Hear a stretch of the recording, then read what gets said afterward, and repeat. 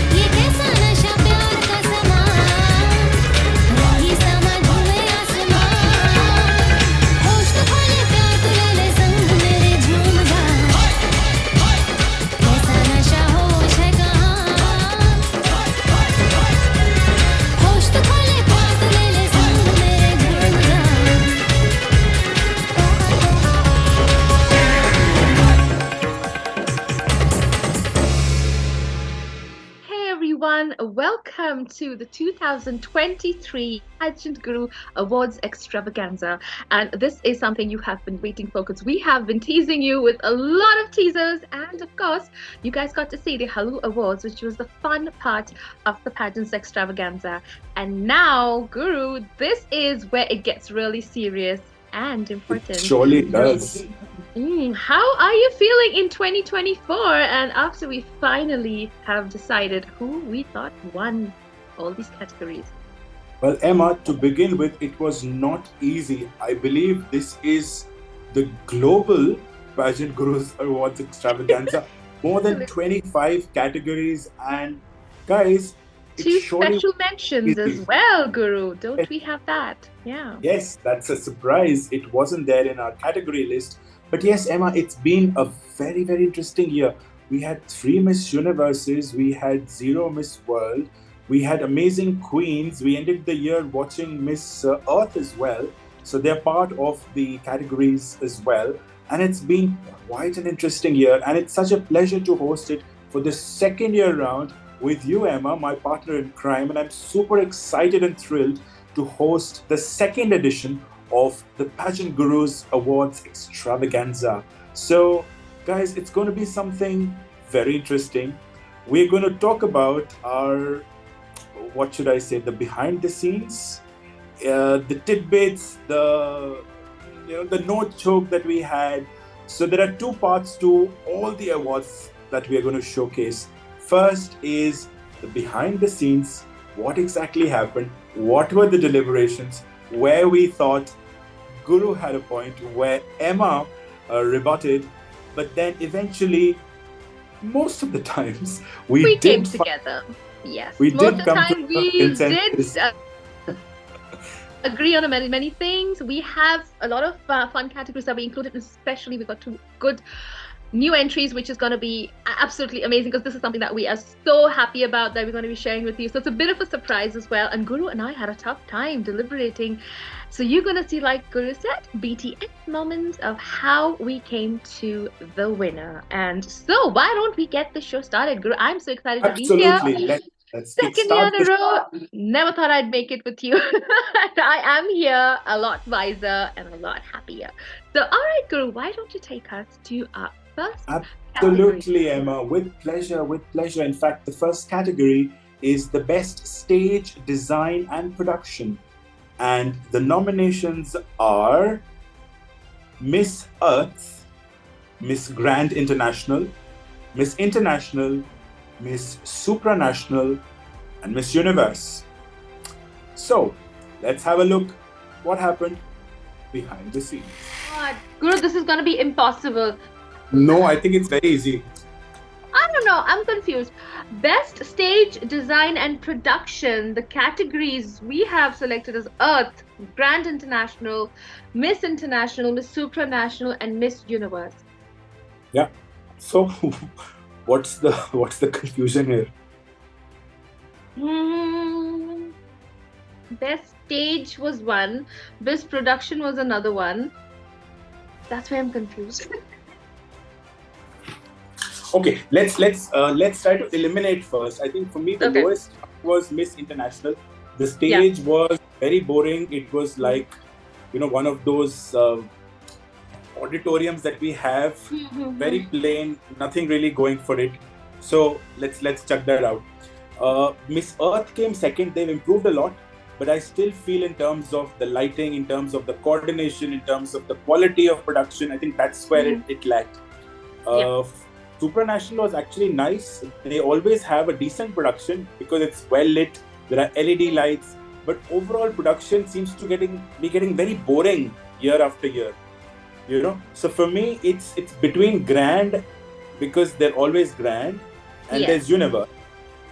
So here's the thing where I'm confused, Guru, because the stage, fantastic Miss Universe, the production, if you're talking about, I love the background LED things that were going on in Miss Grand, and it was just very similar throughout in Miss Universe. That was the only thing, but that's probably where I got confused, and I'm having trouble. But if I look at improvement of Grand versus Universe, last year's Grand was truly grand. The quality of even the LEDs, all of that was great. Whereas this seemed to be, whether it's the swimsuit, whether it's the evening gown, it really didn't make up for that. Whereas the wow factor, looking like a wow, was definitely with Miss Universe, with two cascades going, crossing each other, and to be able to deliberate and to think about it. Because if you see, Grand International was all about LED lights and you keep changing those. But here, the stage itself was placed like a, it's like two ramps. It was fantastic. Yeah, that's the most beautiful stage I've seen this entire 2023. So you know what? I think we have a winner. Okay, let's open the envelope then. All right, take a look, guys. All right, guys, and here is the winner. The Pageant Guru Awards, or the PGA, goes to Miss Universe. Congratulations, Miss Universe. You put up a fantastic show. And, well, El Salvador, you brought it on. Well deserved. Well deserved. Okay, Emma, what is the next category? Our next category is the best opening number. And here are the nominations. Miss Earth, Miss Grand International, Miss International, Miss Supranational, and Miss Universe. All right, and here is how we deliberated on this category. Okay, Guru, the next one is the fun one, the best opening number. The nominations are Miss Earth, Miss Grand International, Miss International, Miss Supranational, and Miss Universe. I think everybody loved the fact that we got to see Isabella on stage at Grand International with the mic. So, that was like, okay, I don't know how she really sings, but she was there, interactive, and we could hear her. So, I love that. What do you think, Guru? Who was... I do believe what you're saying has merit, and I'll expand on that. One, the fact that adding the Queen in the opening number, great thing, The other thing was that she was singing. It was her own voice. So that was also great. And also the whole way in which it was orchestrated. I remember there was one portion of the opening number where she turned around and she was actually beating the drums. And as she was beating, the stage was reverberating. So I think that really got a lot of energy. And what I also liked about the fact that it was I'm Alive, and that whole sequence was throughout the pageant, including the opening number. And I think each of the delegates also got a good amount of time to actually go and say their name and then shout their name. It's always very festive. It's full of energy. I can't say that of the others. For Miss Universe, was like a fish market. I remember it was all over. It wasn't coordinated. The dance routine was everywhere, and they were trying to do some Miss Grand with the costumes with certain zones of whatever they're doing. It was an absolute disaster. It was so confusing to watch. It was not cohesive. It was not a cohesive look, even if they did zones. So definitely, Supranational is out. International, and even Miss Universe as well, for that matter. They just come and then just start taking their name and just their countries, and within at least 30 seconds they cover 5 countries, and they do it in batches of 5. I don't like that, and Each of them were wearing different costumes, different cocktail dresses. So it just wasn't really shouting, or it wasn't very, the nationalist pride that they get. Other than, our girl, Shweta Sharda, who we could see her Was the vocal cords. loudest. As you know, We we've could see given her her the vocal loudest cords. award. So I think we are inching towards a winner. So I believe it's time to open the envelope. Yep, I think it's a no-brainer. Take a look, guys. On who that. Are you ready? Absolutely. Okay, there goes the envelope, and the PGA for the best opening number goes to Miss Grand International. Absolutely well deserved, Miss Grand International. Well-deserved. You guys put on a fantastic show, and a lot of efforts went into it. So kudos, guys. For the next category is all about being social. So the category or the nominations for the best social media management for the year 2023, the PGA nominations are Miss Earth, Miss Grand International, Miss International, Miss Supranational, Miss Universe, and Miss World as well. And this was quite funny. Let's have a look what happened behind the scenes. All right, good. This is a fun one. The nominations for the best social media management: Miss Earth, Miss Grand International, International, Supranational, Miss Universe. So the social media basically means You've not added Miss World. how much. I'm having amnesia. Did we miss the pageant this year? They did have a pageant, but then there was still some social media. So I would rank it the lowest, to be honest, because they've just been not living up to their promises. And whatever one there was post coming is out was about disappointments. Yeah. only Bad disappointment after disappointment. So yes, I think you did well by not even including them. Okay, So- what do we see?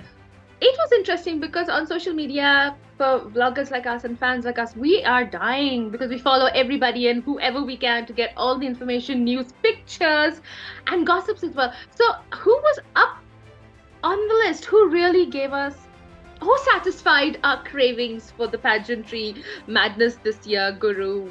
You are the So- perfect person to explain it. I really like the fact that Miss Grand International really gathers and uses all its force to drive social media engagement, be it in terms of what they put out on social media, the quality of photographs, the way they engage, the voting systems, the way they, even decide their national costumes, winners through social media. And that doesn't happen with the Universe. For example, Universe says something and then suddenly we get announcement somebody has won. Even in the top 10, who actually was the one who got into the top 20 because of fan voting, we don't get that. So I think that was one good way in which they integrate the whole pageant into social media, which has become very relevant.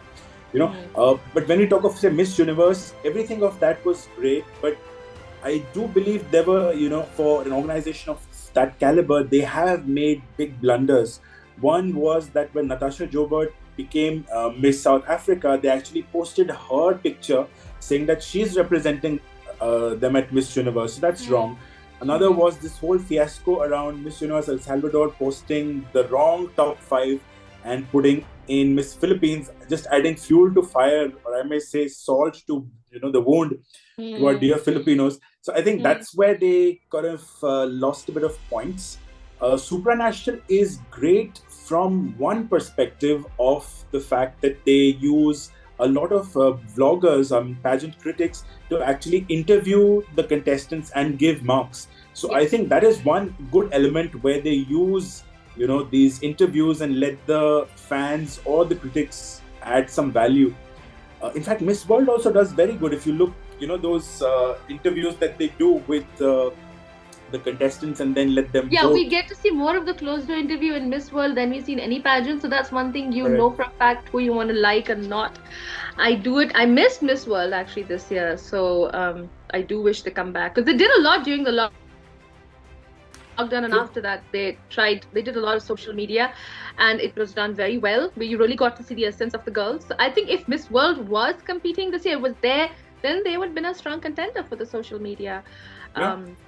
I think so. Even Miss International did well compared to what it's expected to do, because this time they actually engaged a lot on social media. They took high quality pictures, they uploaded them, but yes, they could be given the most improved social media management, but they're still far away from the leaders of the pack. So I do think we have, do we have a winner? I think we have a winner, and I think everyone's going to agree with this. So take a look. Interesting deliberation we had, because yes, even Miss World took a lot of social media time for us, and we did see a lot of things coming out from Miss World except the pageant. So it was very interesting how we finally came to our winner. All right, so for the best social media management, the PGA goes to Miss Grand International. Oh, that's wonderful. Congratulations, Nawat. Fantastic. You guys have got it on, and you are making sure we get all the information, the gossips, and the fun news and pictures, and everything a pageant fan longs for. We were satisfied. Absolutely. Thank you. Okay, Emma, what's the next category? The next category is the best set of delegates. And here are the nominations: Miss Earth, Miss Grand International, Miss International, Miss Supranational, and Miss Universe. All right, so here is how we deliberated on this category. Take a look. Take a look. Okay, so this next category is the best set of delegates, and the nominations are Miss Earth, Miss Grand International, Miss International, Miss Supranational, and of course Miss Universe. So this means basically the best delegation that we saw from each country representing their each delegate representing their country at these respective pageants. So which were the most, I think the most powerful and most difficult to judge delegates in any of the pageants? Who do you think had it at the top? I mean, the powerhouses were rocking in one particular pageant that was very obvious for me, but I want to know Guru's view on that. So, the quality of contestants in a competition, one can gauge by few things, right? One is the winner of the pageant going to that pageant of that, if the national winner is actually going, or is a runner-up or second runner-up going. That's one. And the second is if there is any other queen who's actually tried her luck in another pageant and still wants to go to Universe. Or still wants to go to Miss World, and when they get more and more exposure, experience, and more well understood about who they are, what they want, and what they represent, they can actually take their performance, their understanding of how to change according to each pageant organization, and also to bring the best out of themselves. And I think one contest that really did well in terms of garnering those kind of queens was Universe. If you look at Miss Nicaragua, she was a top 40 at Miss World. She went to Universe. We saw Thailand, Antonia. She was Miss Supranational 2019, already a queen. She went there. We saw Miss, what's her name? Miss Puerto Rico. She was Miss Supranational first runner-up 2020. She went there. We saw Miss Peru. She was in Miss Grand International, I think 2020. She was there. And I think that really shows that these girls really feel that, I think that's the Super Bowl of beauty. So for me, the caliber of contestants were fantastic. They were all seasoned. They were not newcomers. That there was nobody over there that was underconfident and did not know how to handle themselves. They were spot on. Fantastic from day one, including Michelle D, although it was a second round to come back and win Miss Philippines.